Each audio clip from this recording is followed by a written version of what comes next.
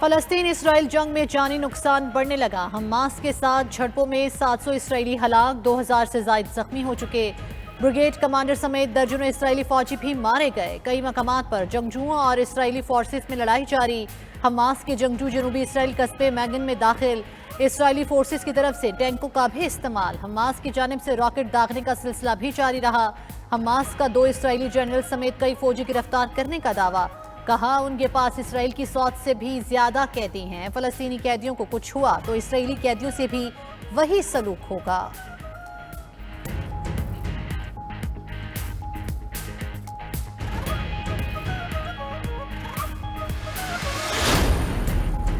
गजा की सूरत हाल के हवाले से सऊदी और अमरीकी वज़राए खारजा का दोबारा टेलीफोनिक राब्ता।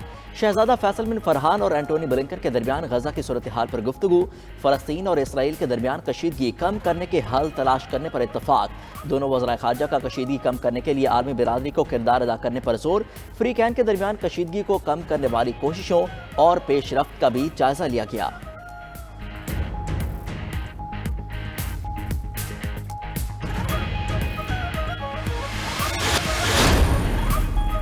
इसराइल की सिक्योरिटी काबीना का सरकारी तौर पर हालत जंग का ऐलान। काबीना ने हुकूमत को फौजी सरगर्मियां बढ़ाने की इजाज़त दे दी। वज़ीर आज़म नेतन्याहू कहते हैं तमाम शहरी गजा फौरी खाली कर दें। इसराइली फौजें अब गजा शहर को तबाह कर देंगी। लड़ाई तवील और मुश्किल होगी। हमास के ठिकानों को मलबे का ढेर बना देंगे। हमास के हमलों का जिम्मेदार ईरान है। इसराइली कैदियों को नुकसान नहीं पहुँचना चाहिए।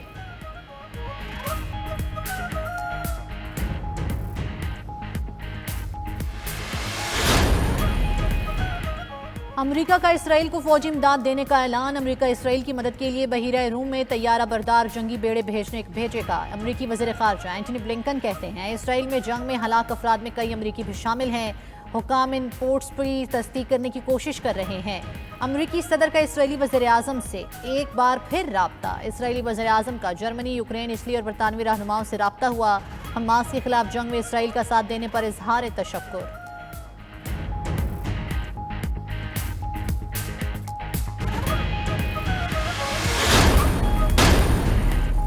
हमास के मुजाहिदीन ने ग्रेटर इसराइल का ख्वाब चकनाचूर कर दिया। कायद आज़म ने कहा था इसराइल नाजायज़ रियासत है, तस्लीम नहीं करेंगे। अमीर जमात इस्लामी सिराजुल हक का कराची में गवर्नर हाउस के सामने धरने के शुरका से खिताब। बोले हमास के मुजाहिदीन ने साबित कर दिया अल्लाह गालिब है। मुजाहिदीन ने यहूदियों को अब तक का सबसे बड़ा नुकसान पहुँचाया। हुक्मरानों को चाहिए फ़लस्तीन की हिमायत में आगे आएँ। कोई साथ दे या न दे, जमात इस्लामी फ़लस्तीन के साथ है।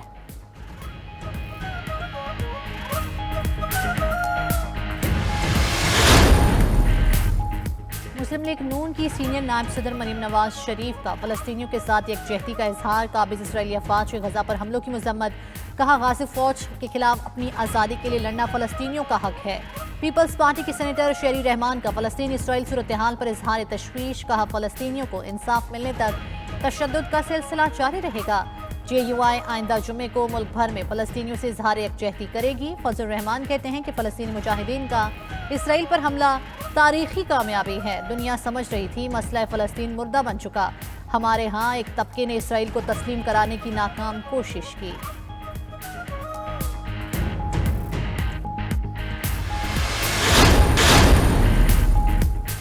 शेर को निकालने वाले कई आए, शेर वहीं खड़ा है। नवाज शरीफ के बगैर पाकिस्तान रुल गया। पूरी कौम मुश्किलात से दो चार है।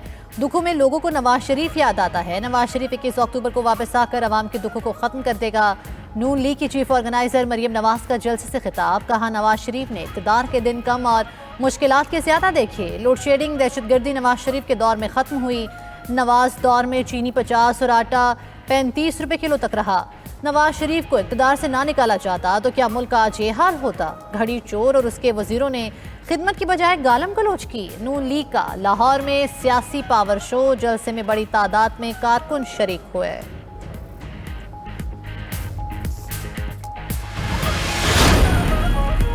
नून लीग की साबिक वज़ीर आज़म नवाज शरीफ के इस्तकबाल की तैयारियां तेज।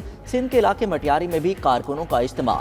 मरीम नवाज ने टेलीफोनिक खिताब किया। साबिक गवर्नर मोहम्मद जुबैर ने सिंध में आइंदा नून लीग की हुकूमत का दावा कर दिया। बोले नवाज शरीफ चौथी बार वज़ीर आज़म बनकर 5 साल पूरे करेंगे। साबिक विफाकी वज़ीर राना तनवीर का शरफपुर शरीफ में वर्कर्स कन्वेंशन से खिताब। बोले नवाज शरीफ को पाकिस्तान को तरक्की की राह पर गामजन करने की हर दफ़ा सजा दी गई। नवाज शरीफ को बेटे से तनख्वाह ना लेने पर ताहयात नाअहल करार देना कानून के साथ मजाक है।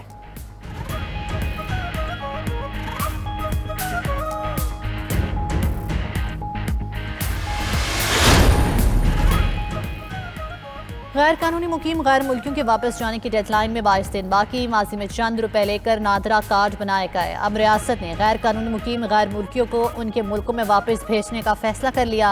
निगरान वज़ीर इत्तलात बलूचिस्तान जान अख्तरज़ई की कराची में न्यूज़ कॉन्फ्रेंस। कहते हैं मुल्क में 13 लाख अफगान गैर कानूनी तौर पर मुकीम हैं।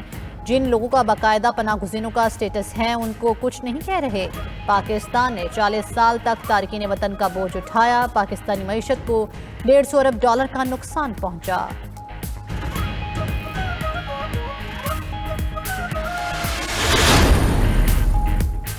शेर को निकालने वाले कई आए, शेर वहीं खड़ा है। नवाज शरीफ के बगैर पाकिस्तान डुल गया, पूरी कौम मुश्किलात से दो चार है। दुखों में लोगों को नवाज शरीफ याद आता है। नवाज शरीफ 21 अक्टूबर को वापस आकर अवाम के दुखों को खत्म कर देगा। नून लीग की चीफ ऑर्गेनाइजर मरियम नवाज का जलसे से खिताब। कहा नवाज शरीफ ने इक़्तिदार के दिन कम और मुश्किलात के ज्यादा देखे। लोड शेडिंग दहशतगर्दी नवाज शरीफ के दौर में खत्म हुई। नवाज दौर में चीनी 50 और आटा 35 रुपए किलो तक रहा। नवाज शरीफ को इक़्तिदार से ना निकाला जाता तो क्या मुल्क का आज ये हाल होता। घड़ी चोर और उसके वजीरों ने खिदमत की बजाय गालम गलोच की। नून लीग का लाहौर में सियासी पावर शो, जलसे में बड़ी तादाद में कारकुन शरीक हुए।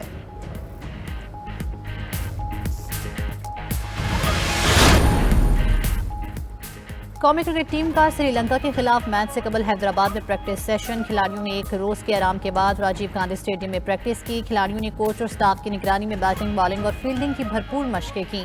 पाकिस्तानी टीम श्रीलंका के खिलाफ अहम मैच से कबल आज दोबारा प्रैक्टिस सेशन में हिस्सा लेगी। पाकिस्तानी टीम अपने दूसरे मैच में मंगल को श्रीलंका के खिलाफ मैदान में उतरेगी।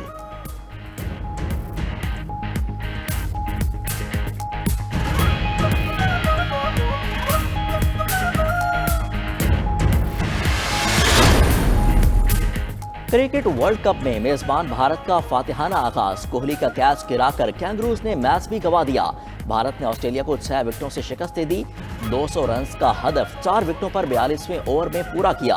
राहुल 97 और कोहली 85 रन बनाकर नुमाया रहे। ऑस्ट्रेलिया को टॉस जीतकर बैटिंग करने का फैसला महंगा पड़ा। 199 रन पर पूरी टीम ढेर हो गई। जडेजा के 3 शिकार, यादव और बुमराह ने 2-2 विकेटें हासिल की।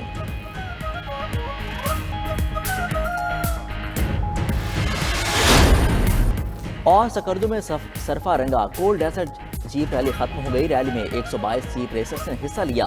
बाइक रेस में गैर मुल्कियों समेत 38 अफराद शरीक हुए। आखिरी ओवर्स में शुगर की ठंडी रेत पर गाड़ियों की रेस हुई। मकामी अफराद और सयाह कोल्ड डेजर्ट जीप रैली से खूब लुत्फानंदोज हुए। लोगों ने रंगारंग अख्तामी तकरीब में भी खूब इंजॉय किया।